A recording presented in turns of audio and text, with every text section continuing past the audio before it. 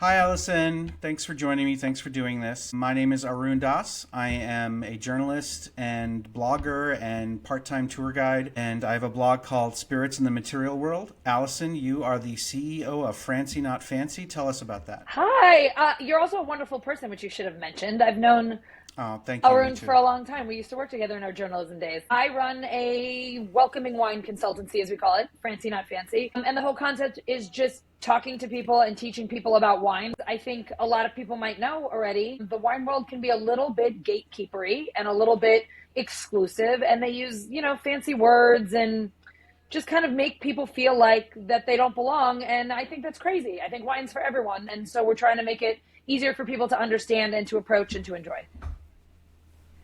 And it's got the cutest name. Thank you. Give us a little bit of the background on what that name means. So it was literally the first name I came up with. And my husband is a brand strategist. And so I was like, he's going to hate this. Scott is going to say no. And I said, I had this idea. It's a little bit maybe annoying because it rhymes, but I like it because people will remember it. Francey Not Fancy. And he was like, I love it. And I was like, great. And for me, the Francey Not Fancy whole thing was I specialize in French wines. My mom's side of the family is French. I spend a lot of time in France. So that's really my passion point. And my whole belief is that wine should be Francy, as in of the place that they're from, but not fancy. So I want my Italian wines to be Italian. I want my French wines to be really give you French vibes, but I don't want them to be elitist and snobby and all those other things that sometimes come with it. And you have been writing on your blog and writing a newsletter for FranceyNotFancy.com, and just like great accessible tips for people to improve their wine game. It's just lovely. You have this periodic, for those of you who aren't already signed up, like one more thing about wine. And there's always a great little theme of it. So I approached you and said, hey, do you want to collaborate on this thing I want to do, which is I occasionally get stuff sent to me for review for my Yes. various journalism projects. And a Simon and Schuster imprint called Adams Media has been putting out these awesome little cocktail card decks. And they've put out like 4 or 5 by now. And this is one of their latest ones. It's called Bubbly. The full title is The Ultimate Champagne and Prosecco Drink Recipe Dictionary Deck. And they're beautifully designed, full color. And as you can see, it's like a deck of recipe cards. And each recipe card has a full color photo of the So finished good. cocktail on one side and then the recipe on the other side. And it's really nice, high quality cardstock. And I've reviewed a couple of their decks already. It's on my Spirits in the Material World blog. We'll link to it. And I had pitched you, hey, what if I did a quick review of the Bubbly card deck specifically for your audience? And you graciously agreed to collab on this. But you have strong feelings about using sparkling wine in cocktails. So tell me a little bit about the background of, you had written something about it also that I thought was fascinating. So go ahead. Yeah, I mean, look, you know the way to my heart, Arun. You say bubbles, and I'm in. Champagne's my favorite, so I'm always happy to talk about it. But I was totally traumatized right after COVID. The first trip my husband and I took, he had to go on a business trip to Vegas, and I decided to join him. This was in 2022. I hadn't been to Vegas in 20 years, and we're out by the pool, the Cosmopolitan, this gorgeous hotel. The wait staff is coming delivering mimosas and fancy drinks as they do in Vegas to people by the pool, and they're bringing over Veuve Clicquot, and I'm watching people pour orange juice in Veuve Clicquot. For those of you who aren't familiar, Veuve Clicquot is at least $75 a bottle, and when you're paying for bottle service in Vegas, if you get it for under 150, it's a miracle. And they are dumping orange juice in it, and I was thinking, ugh, this is disgusting. And why it's disgusting is because any of the more notable champagne houses, a Veuve Clicquot, a Moet Chandon, all of these big names, a Wiener, a Hedzik, any of these champagne houses that what they do consistently year after year is they have a style, and they make sure that their champagnes have a very similar flavor decade after decade after decade, so that you could almost blind taste a Veuve Clicquot and know it's a Veuve Clicquot because it's always going to taste the same. Like when you go to Starbucks, you could order your favorite drink at any Starbucks around America and it's going to taste the same. And so these champagnes have a flavor profile that you are dumping sweet orange juice into, and I'm like, oh God, it feels to me like they're totally at war with each other. You're wasting great champagne. For people who don't think Veuve Clicquot is good because it's popular, it's a really good champagne. If you need a gift to bring somewhere, it's always a good idea. If you don't know anything, bring a Veuve. It's a good brand. It's quality product. And then you're putting like orange juice in it that I hoped at least was fresh squeezed, but who the hell knows? And I was horrified. So I decided to write a piece just basically telling people that if you're going to make a mixed drink, a champagne-based drink, buy the cheap stuff. Buy that Prosecco, that, the less expensive bubbles that you would get, with a mimosa. Like, consider it a well drink, right? You don't want to be putting expensive $50, $75, $100 champagne in a drink that you're going to add simple syrups and all these other mixers, because you're just going to lose everything you paid for. The counter argument of that is, don't drink crap, though, right? There's a lot of junk out there, right? There's places where you can get the $5, $6 champagne, American champagne or whatever. Yeah.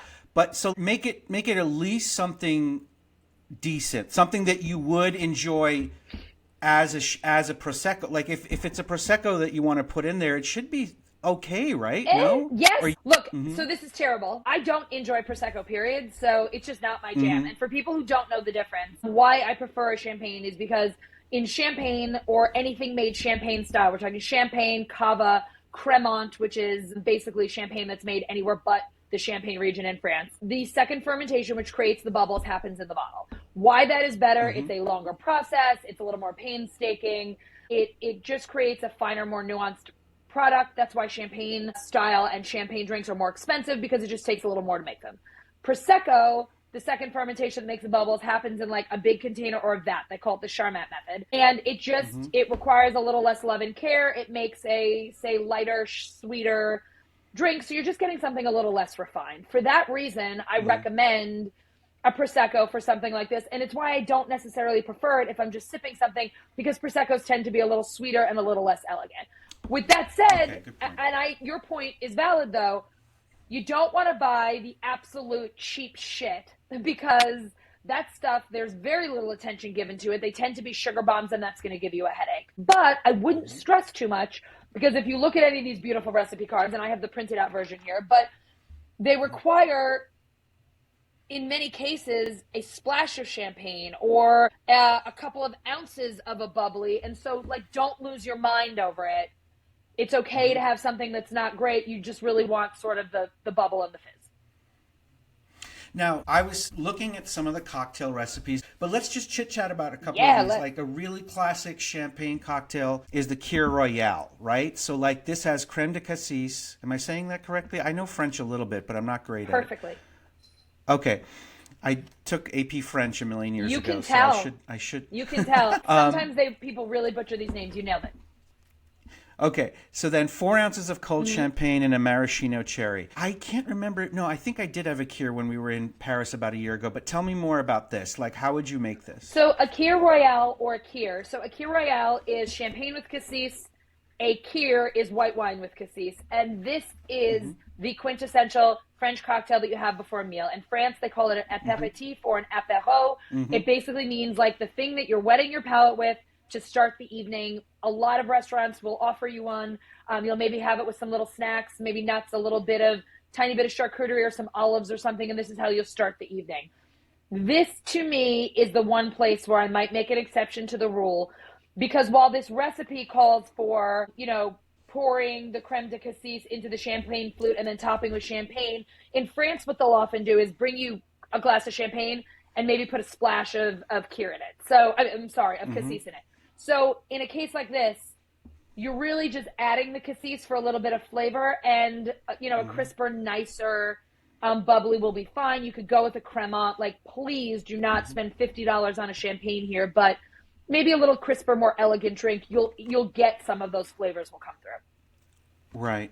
I remember when we were in Paris about a year ago, just falling in love with that aperitif culture, where it was like what, €6 or €7 for an aperitif or something, and it was delicious. And my wife was like, "Oh, I think I could do this every day," because it was so good. It was just like the French they brought do. you the little flute. They do. Yeah, they bring you the little flute. For the literally, I remember we were in some bistros where it was like €7. Yep. And it was like, oh, okay, that's delicious. And here's another one called the French 75. This one's 1 ounce of gin, 1 ounce of lemon juice, half an ounce of simple syrup, 4 ounces of champagne or sparkling wine, and a lemon twist. Now, not everyone loves gin. I know you don't love gin. My wife cannot stand gin, but you kind of like these, don't you? I love a French 75, and I detest gin. I'm one of these people, like, you know how some people think cilantro tastes like soap? Like, that's right. Something in my mind, like, and my taste buds, gin just doesn't work for me. I get so much of that, like, Christmas tree flavor, it, like, ruins a drink for me. The juniper, yeah. Yes, it just is so much. I would argue that your wife, Erin, might like this, because I don't like gin and I really like this drink. It's not a lot of gin. It gives an interesting flavor. And to me, a French 75 is more of, it's bright. It's lemony. It's refreshing. This may be the only gin that I would drink. We just went to Industry City in Brooklyn yesterday. Yeah. And there's a little micro distillery in there. Oh, Fort Hamilton Distilling. They make gin, 2 ryes and 2 bourbons and a couple of other things. And Erin does not like gin and just said, okay, you enjoy a flight. Their gin is called New World Gin. And the botanicals they use in that are cucumber, watermelon, lemon, lime, orange, cinnamon, star anise, coriander, and juniper. And I have to tell you, the juniper was really pulled back. And it was very like melon and cucumber forward botanical, and the juniper was really kind of like sedated almost. And I remember I tasted it and I thought, this is a really drinkable gin, in the sense that it didn't feel like you're stuffing your face in a Christmas tree, like you said. It almost tasted like a cucumber water, like that melon and cucumber botanical note was forward. So anyone out there who wants to make one of these cocktails and you're not particularly a gin drinker, look for a gin where the juniper's a little pulled back and some other botanical is the forward botanical. Micro distilleries, they don't necessarily ship all over the country, but this was Fort Hamilton Distilling in Industry City in Brooklyn. If you really wanted to, you could just skip the gin and just use a vodka, right? Yeah. Just because if you really hate gin and you really hate those botanicals, use a vodka. Yeah, I think gin is basically vodka that's been redistilled with botanicals. So I think the one that you described sounds delicious, and I think if you are someone who's hesitant on gin, give this a shot. And in this recipe, they recommend champagne or sparkling wine. And I think with a French 75, you could go either way. And I don't think it needs to be a champagne, but I would suggest like going for something that's crisp and fresh, because that's really the essence of this drink. It's got sort of like a lemon popsicle, crisp kind of creamsicle vibe to it. And so like I wouldn't go for like, I would not put a Moscato in here. That would be really sweet. I would not put a champagne that's very Chardonnay involved, because that would be too heavy. So like anything, if you're going to your liquor store, ask them for sparkling wine that's like crisp and refreshing, and that would be gorgeous in here. So even a Prosecco would probably end up being just maybe too sweet for this, or? Well, look, you and I have had this conversation, and there is one Prosecco that I know you know how I feel about it, and that is Costco's Kirkland label, that purple bottle Prosecco. We bought a few today. So for people who don't know, most people do know this, the secret's out, but like Kirkland makes the most outrageous, like, you know, now Kirkland itself is a label, but it's kind of like no brand liquor. And there have been all these urban legends and myths that like their vodka is really Grey Goose, and that, you know, but they don't tell you where they make any of them. And I was at a friend's wedding anniversary party, and they had a big champagne tower, and I went over to get a glass, and I saw that what they were pouring was the Kirkland Prosecco, and I was like, oh, no way. Like, I am not drinking Costco Prosecco of all things. I said, but I got to try it just to see how bad it is. And I took a sip of it, and I was blown away. This stuff is like, what'd you pay for it? $8 a bottle? It was like $7.69 or something like that. $7 and change a bottle, and it is crisp. It is refreshing. It is not overly sweet. And I should tell you, prior to opening this, I had a glass of Bubbly Cocktail. So I had a direct comparison between a good quality benchmark, you know, French champagne, and then had $7 Kirkland Prosecco. And I proceeded to enjoy it for the rest of the evening. So my argument would be that if you don't know what to do, buy that stuff, and it would be great in any of these. And it's also fine to sip on its own. This is the bottle that Alison, you're talking about. They call it Kirkland Signature Asolo Prosecco Superiore DOCG, product of Italy. 11% alcohol, And it claims the best grapes cultivated with passion in magnificent territory close to the Italian Alps. So this Could I just tell you one thing that I love about this? I don't want to get into all the technical stuff, but DOCG is like the Italian equivalent of in France of being like, this came from a recognized place for Prosecco. So what you need to know is this is not like they're making Prosecco in like grandma's backyard in Nebraska and trying to convince you that this is Italian. This is legit Italian Prosecco, which is why it's surprisingly good.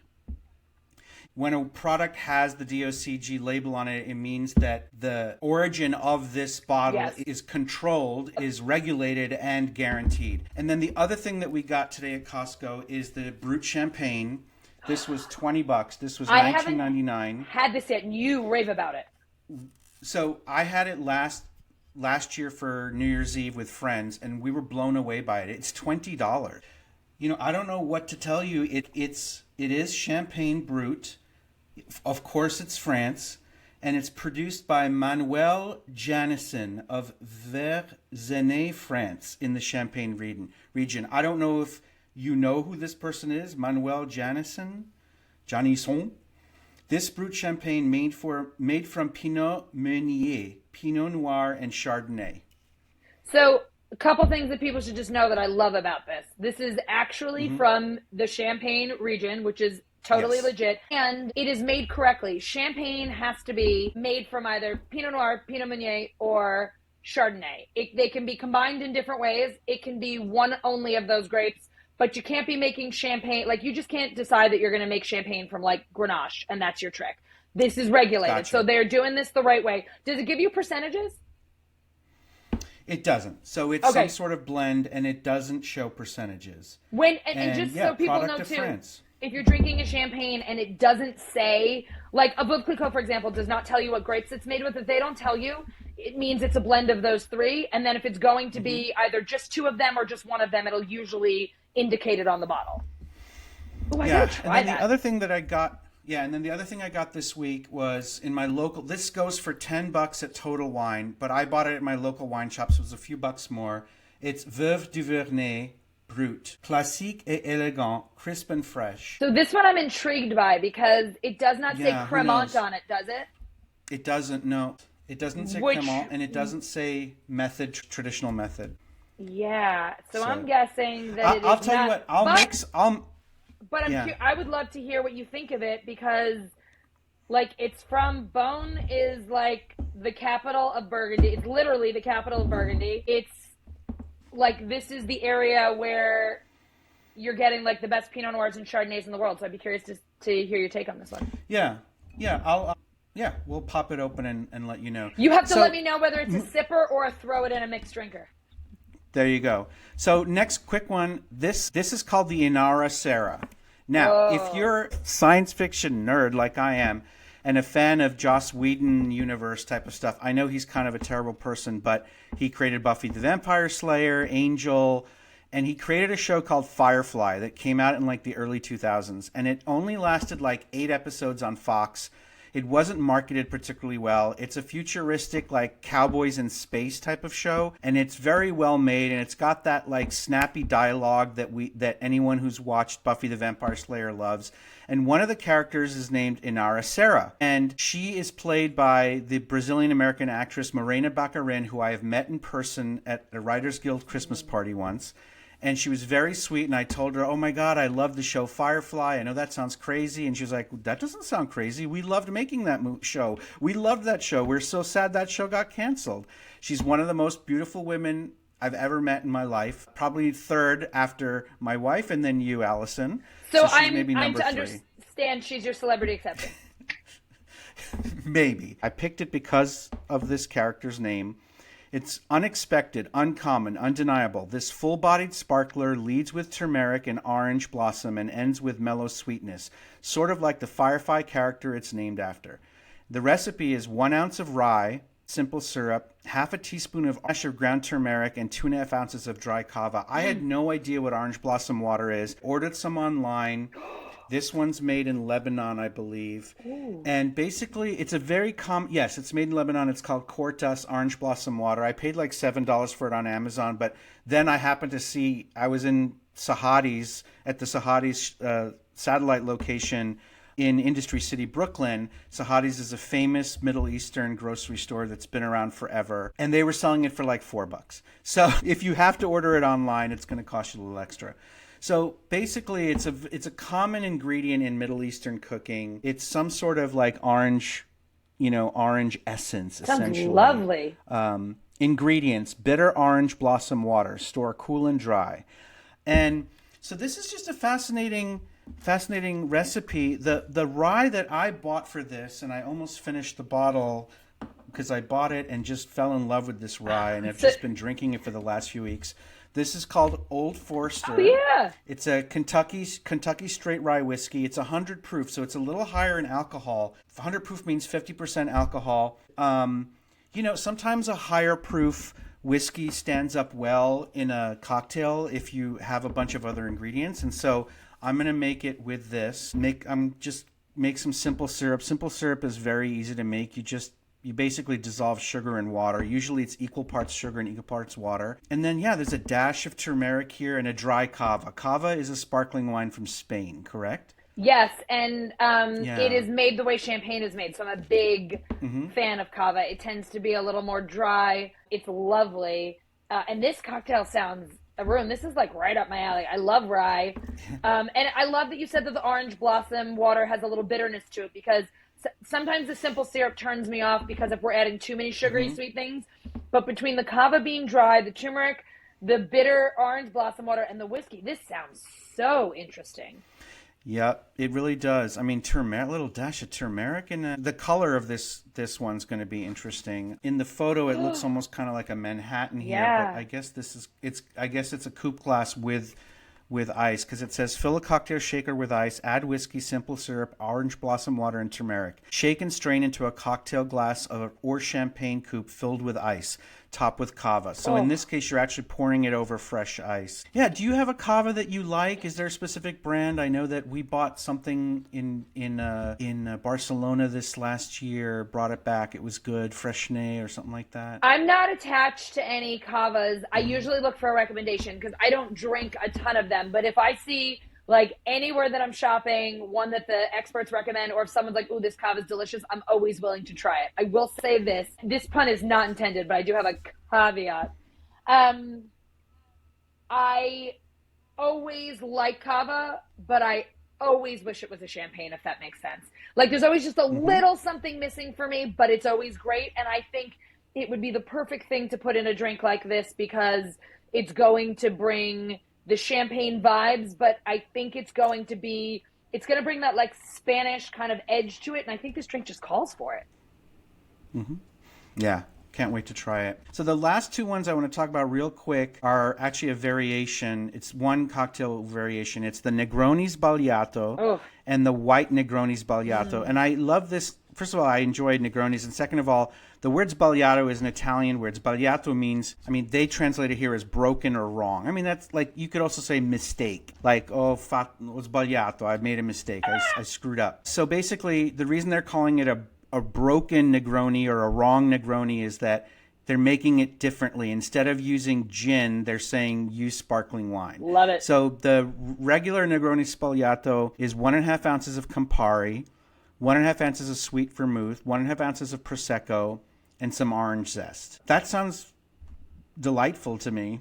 So I can't wait to try this. We've got Prosecco here, plenty. I've got some Campari up there. I've got some sweet vermouth. What do you think? Would you try this? Would you like this? Look, you took the gin out. Aaron and I are in. Mm-hmm. I'd be interested. Yeah. But you know what I like about this? And in a case like this, I would be okay with like putting a sweeter Prosecco because it seems like that's just the vibe it calls for. Like Campari, sweet vermouth, a little sweet Prosecco, orange zest. Like this to me, and look, you're the expert here, but this to me sounds like if a Negroni it's got Negroni vibes, but also because you took the gin out, like it's got sort of like Manhattan old-fashioned-y vibes that I'm into. Like this sounds, yes, I would definitely try this. Though the other Negroni you mentioned really speaks to me. Yeah, so then here there's the white Negroni Sbagliato. Do you love a Negroni but not the bitterness, according to this card? make this sweet and strong, lemony, light, warm weather variation. So this, instead of using Campari, you're going to use Lillet Blanc, 1 ounce, 1 ounce of dry vermouth, 1 ounce of champagne, and a lemon twist. I mean, sounds fantastic. And, they call this sweet and strong. This does not sound particularly sweet to me. So you've got the dry vermouth. And if you're using like a brand, like I love Dolan vermouth is great. If you're using like a quality vermouth, you're going to get more like, you'll get a bit of a floral. The Lillet Blanc is going to bring like some herbiness to it. And then if you use a dry champagne and that lemon twist, this almost feels a little French 75-ish to me. Like it's very, and I would, depending on your preferences, I would go with champagne if you want to keep it a little more on the dry side. But that's the beauty of this, right? If you're listening to me and thinking like, well, Alison, I love a syrupy sweet champagne or syrupy sweet style sparkling wine, then like, bring a Moscato to the table. Bring a sweeter Prosecco to the table. That's okay. And we want to mention, for folks who don't know, vermouth is actually a fortified wine, so it is actually perishable. So don't buy a really big bottle and leave it on your bar, like we all do. Try to buy a smaller bottle of vermouth, like a bottle that's like sort of like this size, and after you open it, keep it in your fridge. And the only reason to buy a big bottle of vermouth is if you drink it like the Spanish do, which is they'll have their aperitivo in the evening where they'll put straight vermouth over ice. So they'll drink like 4 or 5 ounces of vermouth per drink. So obviously a bottle like that might go quickly. If you're using vermouth as an ingredient in a cocktail, I think we'd both agree, buy a smaller bottle and keep it in the fridge. Look, I was in sommelier school before I realized that you were not supposed to. I mean, we've been leaving vermouth on our bar cart for 20 years. But you should have seen my face when I looked at my husband. I was like, do you know what I just learned? This goes in the fridge. And here's just my rule of thumb for people, because now I'm religious about it. And I like a martini. I'm a martini drinker. So like, we're just constantly buying and throwing out vermouth because I don't drink enough of it. And here's kind of my rule of thumb. In the first month, it's going to taste great either on its own or in a minimal cocktail, like, a martini where you're just putting vodka and vermouth in it. You're kind of, keeping it clean. First month. Second month, it's going to really start to lose its flavor and degrade. So mix it into something where a lot of other stuff is going on. It's hanging on. And third month, cook with it or toss it. So like, just, you can't keep it around like I used to for 3 years on the shelf. If you have a really old red vermouth in your fridge, use it to deglaze your caramelization of onions or something like that. Don't drink with it. No. Okay, so like we've covered these few. Is there any other recipe from the ones I showed you want to chat about? Yeah, I am all about, for a couple of reasons, this black velvet. And this one is equal parts champagne or sparkling wine. I love they say cold. Yep. And then they suggest 3 ounces, but just equal parts champagne and a cold stout, like a Guinness or a dark porter beer. And what I love about this, I love that they say cold, first of all, because, like, of course we would drink it cold, but anyone who's been to Ireland or the UK knows they don't drink their beer as cold as we do. So, yes. But I just love the concept. I love a dark beer, and I love champagne. As a matter of fact, you sent these to me, and we decided that with friends of ours who happen to love Guinness more than they love champagne, and I love champagne slightly more than I love Guinness, we're going to try it and see how it tastes. And I just decided I am bringing a Cremant that I love. It's a Faire la Fête, it's called, which literally means, like, when you say I'm going to faire la fête in France, that means I'm going to have a party.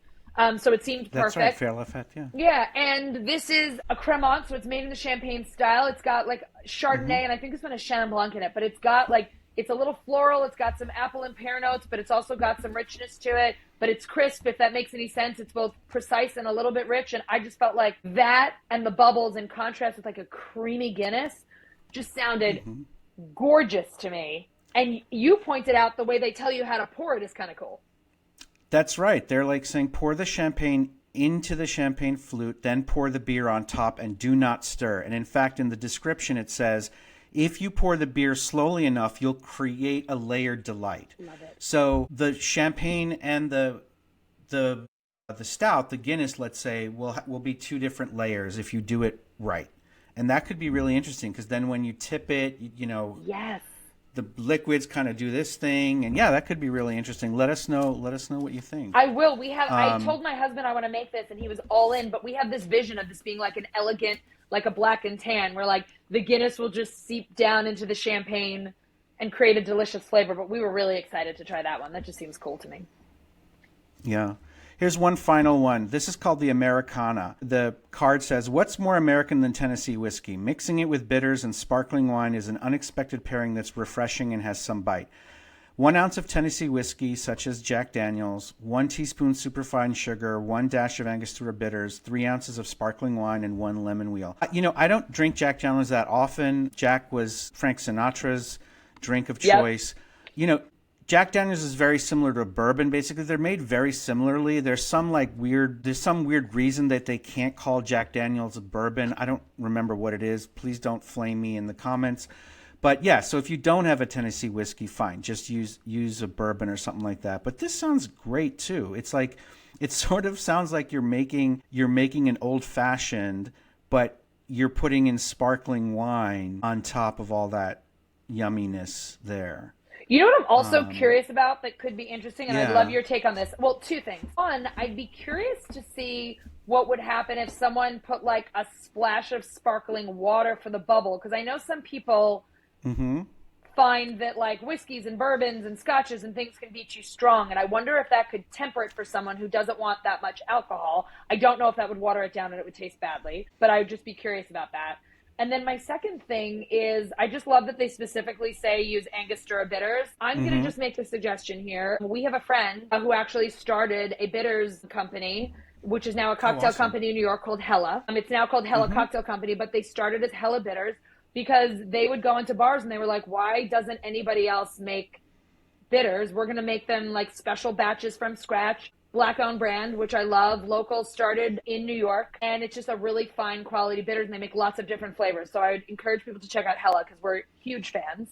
They also make terrific mixers. Their spicy Bloody Mary mix is my favorite. If you're in a jam and don't want to make from scratch, theirs is terrific. But I'm just curious. I think you could go a bunch of ways with this.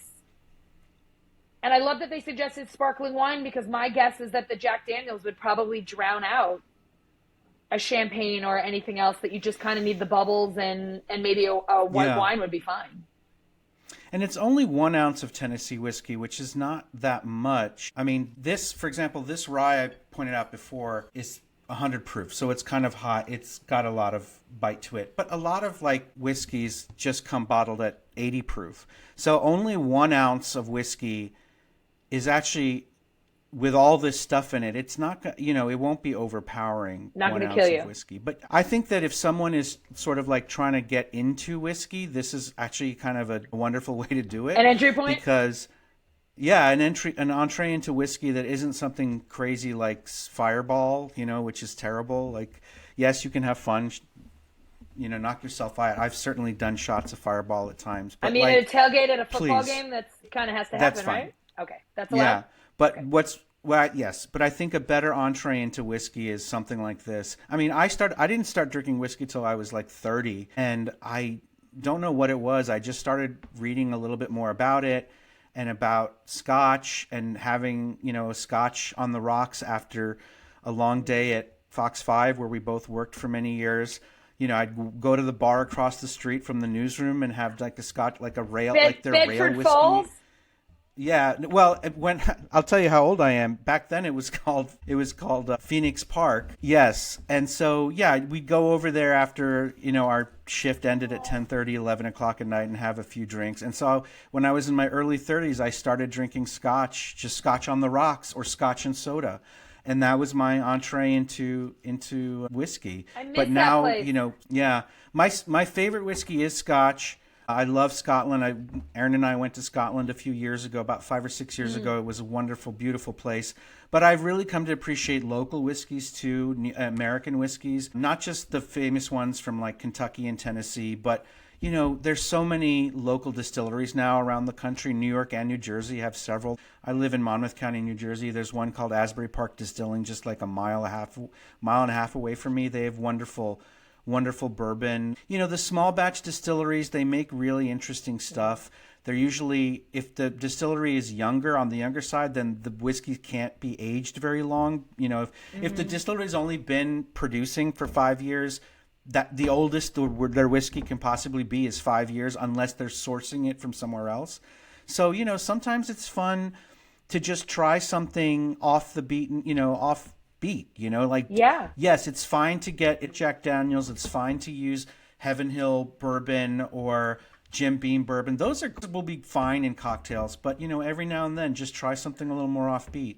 But like you said about don't spend too much money, putting $70 champagne into a cocktail. I also wouldn't recommend putting $100 whiskey into your cocktail either. But make it nice, as they say. Make it nice. I have a question for you, because I really don't drink liquor mixed drinks a lot. I'm into the classics, right? Like, I like a martini occasionally, and an old fashioned, Manhattan, that kind of thing. I really love a Boulevardier. That might be the only drink that I make, but I do enjoy kind of like a plain spirit. And a mutual friend of ours, whom I worked with both at Fox 5 and at NBC, Steph Mansell, she was a producer at both places, gave me as a gift one. I can't remember if it was Christmas or my birthday, but gave me as a gift Widow Jane. Yep. And I didn't know what it was, and I opened it, and she's got good taste. I was like, this is really good. So when Widow Jane started, Widow Jane's a distillery in Brooklyn.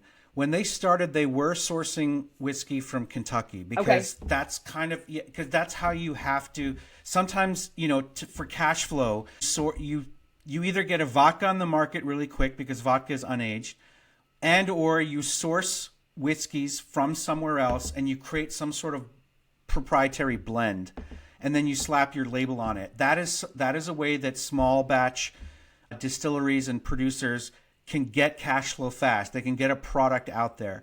Some of the small distilleries do start by sourcing whiskey from a big producer in Indiana or Kentucky or whatever, and then they distill their own stuff, spirit, put it in barrels, and then when it's ready to come out of a barrel, they then put on the market their true distilled in Brooklyn bourbon or rye. And Widow Jane is known for fantastic, locally made, like literally made in Brooklyn bourbons and ryes. I just saw delicious. them in Costco today.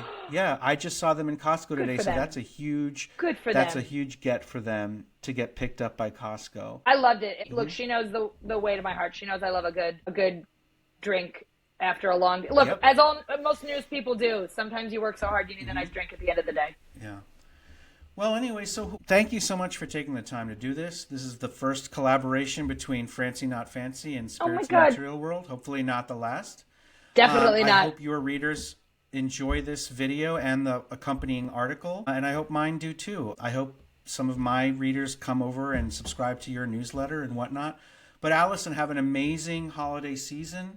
Any parting words of wisdom for my wine folks who maybe want to learn a little bit more about spirits? Things that you would say, try this. This is something that you've explored this year that they might want to give a shot? Just, if you live in a state that has local distilleries, go support them. Go check them out. These places are putting a lot on the line. It's not easy to start up a distillery.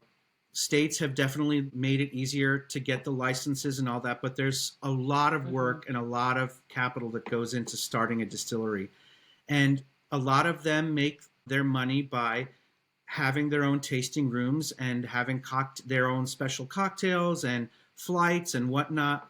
And I say sometimes the best way to learn about spirits, especially something that seems a little intimidating like whiskey, is go to your local distillery, and if not, go to a nice bar where there's knowledgeable bartenders, and just say, okay, look, I'm kind of new to spirits. I'm kind of new to whiskey. Tell me, what does it mean that this bourbon is double barreled? What does it mean that this is a single malt American whiskey? That sounds Scottish. Well, it's inspired by Scotland. And do a flight. And then just chit chat with the person who prepared the flight for you. And just ask them questions. Tell me about these 4 or 5 spirits that you put in the beautiful little glasses in front of me. Tell me about it. And then if there's one in particular that you find interesting, then ask them to make you a cocktail from that spirit. And often the best like first whiskey cocktail I tell people to have is whatever version of a Manhattan they're making, right? Like, Okay. it's fantastic. That's what I did when I was in Industry City. I did a little flight. I said, hey, that one is awesome. Make me a Manhattan with that one. And they did, and it was delicious. I love it. Awesome. Thanks so much. Thanks, my friend. It was such a pleasure to be with you. And don't put orange juice in your Bubbly Cocktail, please don't please. do that.